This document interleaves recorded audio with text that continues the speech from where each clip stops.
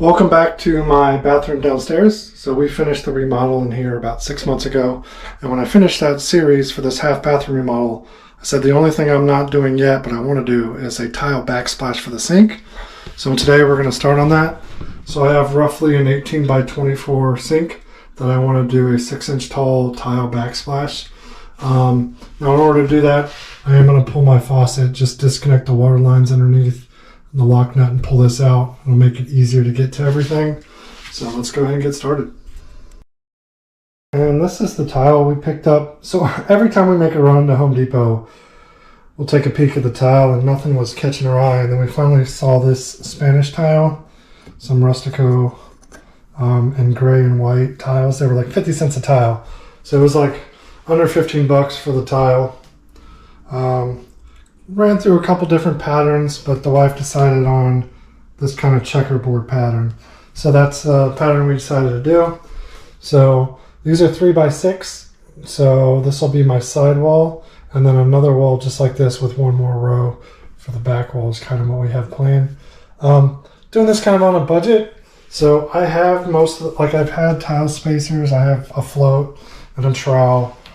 So the only thing I actually bought was the tile and some charcoal grout. I already had some tile adhesive. But I'll leave links to everything I use. So that's kind of the gist of it. So let's head back in the room and get started with getting the tile put on. So one other detail before I get started. So the back of this is tan, clay looking. I'm not using any edge material for the sides or the top. So the pieces that are going to be in the sides and the top, I'm painting an off-white to blend with the room better. This is something you may not have to do. It would be covered if you had a piece of trim on the top, but I'm just rolling a little off-white paint on here. Figured it'd be easier to get the side painted now. Just using a little foam roller. I already had this paint out from painting another door in the house. So instead of this tan color, the top will have an off-white. Just a little detail I thought I'd show you. Paint's drying on the pieces, so I'm just starting to mock some stuff up. But another benefit of using dimensionally the size to fit your space is I don't have to do any cuts. So I don't have to cut at the end. Because I'm doing the checkerboard pattern instead of like the subway staggered pattern, again, no cuts. So for a beginner, this is a great way to do it. Get dimensional tile that fits the space you want and the pattern you want without having to cut it. I mean, I do have a tile cutter. I could easily score and cut it for the pattern I want, but it saves you the hassle having to cut any tiles.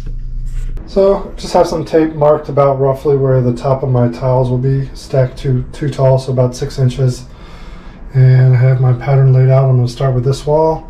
So I'm using that tile adhesive and a 3/16 V-notch trowel. So I'm going to start in this back corner and work my way over.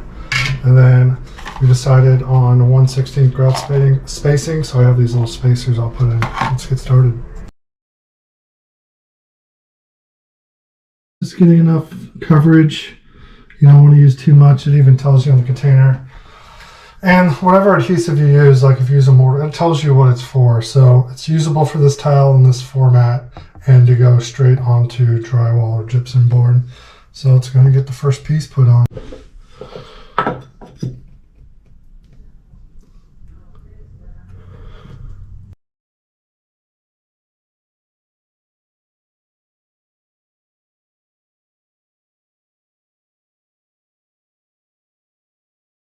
So I ended up putting some tape here just to keep my adhesive from going past my tile. I still have to do the top row, so I have it up here. But I have my little spacers in. First course is how I want it. I'm going to put the second course on.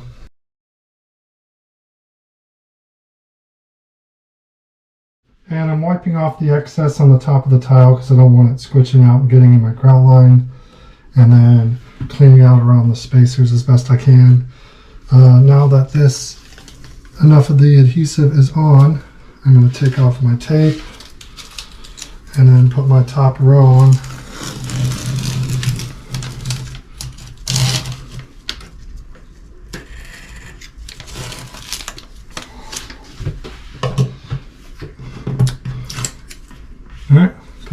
next row. These both courses in, all my spacers, did my last minute tweaks, and I'm making sure all the tiles are this way, level to each other, so I have nice grout lines.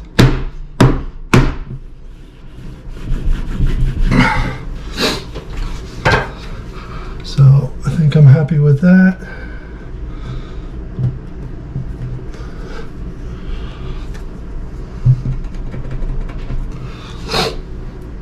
Alright, now I just got to repeat the process for the back wall.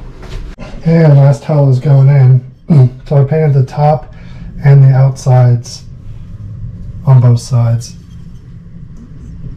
beforehand.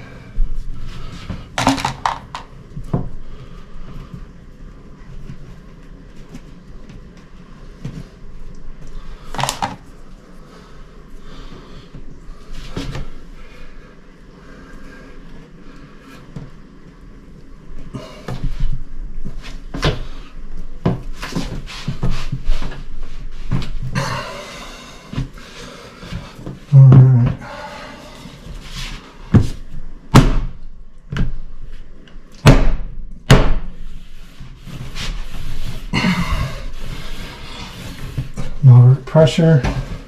Make sure this is embedded. This stuff bonds really good. It's my third time doing a backsplash with this tile adhesive stuff. Make sure I get that gap.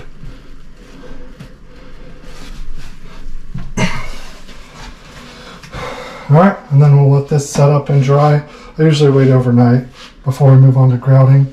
So here's what my backsplash is going to look like. It stops just before the edge of the sink in both sides. So gotta let it dry. Get a wet sponge, clean up any adhesive I got anywhere. Make sure there's none sticking out in any of the cracks. And then we'll come back tomorrow for grouting. It's the next day and we got snow last night. So it's grout day. This stuff is cured for 24 hours.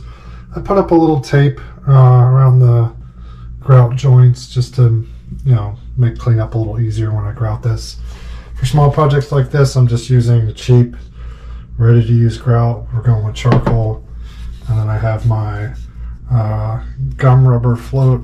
I got this from Home Depot like 10 years ago, I don't know.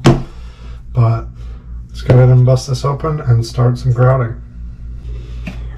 And this should be really quick, not many grout lines.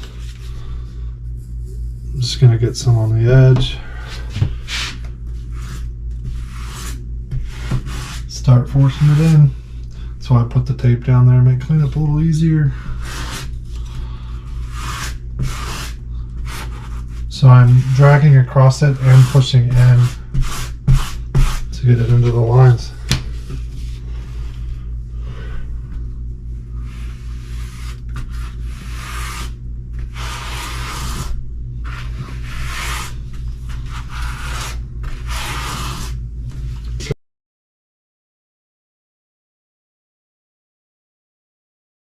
Took me probably 5-10 minutes to grout it.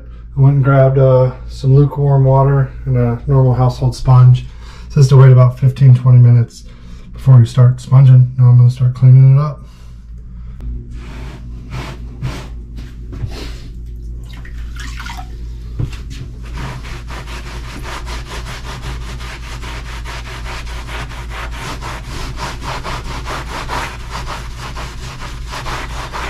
For this step, just make sure you have plenty of water to rinse your sponge out with.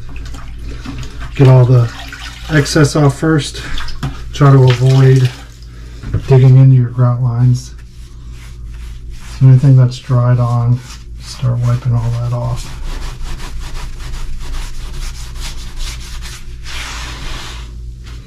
And rinsing. Let's get this done. I got all the excess grout off with the wet sponge. Pulling all my tape off now, and then I'm going to wipe up my area. And then let this grout set up for about an hour. And then we're going to come back with this microfiber and clean the haze off the tile. Right now I'm just going to use it to clean up my sink. So I went and shoveled snow outside for an hour or so. So I think it's been about an hour and a half. I have a damp paper towel, and I'm just going to lightly touch some of this grout, see if anything comes out, which it did not. It's completely clean on my paper towel. So I'm going to take my microfiber now and get a quick polish, make sure all the haze is off on everything. You can also dampen your microfiber just a tad. So I'm going to wipe all this towel down real good, and then we'll let the grout fully cure overnight and be ready to finish it with some caulking tomorrow. So about done with the project. So it's been 24 hours. The grout was fully cured. I went ahead this morning and taped up all my edges. So I'm going to caulk the sides, bottom, and tops. They recommend caulking, changing planes and corners. I'm just grouting it. I don't want to put white caulk in this corner. The previous two bathroom backsplashes that changed the corner, I never caulked. I just grouted and it never cracked. So, but if it does crack on you in a corner, you can easily go back and caulk that later. But I'm not caulking the corner. So everything's ready to go, and I'm also using a siliconized acrylic latex caulk because I want to be able to paint the edges if I need to, if I make a mess. The tape helps clean it up, but if I used 100% silicone caulk, I wouldn't be able to paint the edges. So let's get going.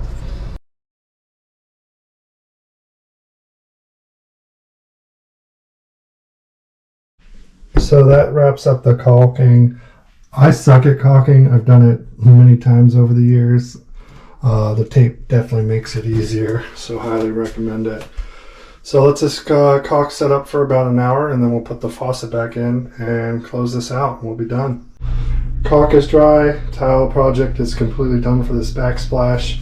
Faucet's back in, good to go. So that'll wrap up this video. Easy beginner DIY.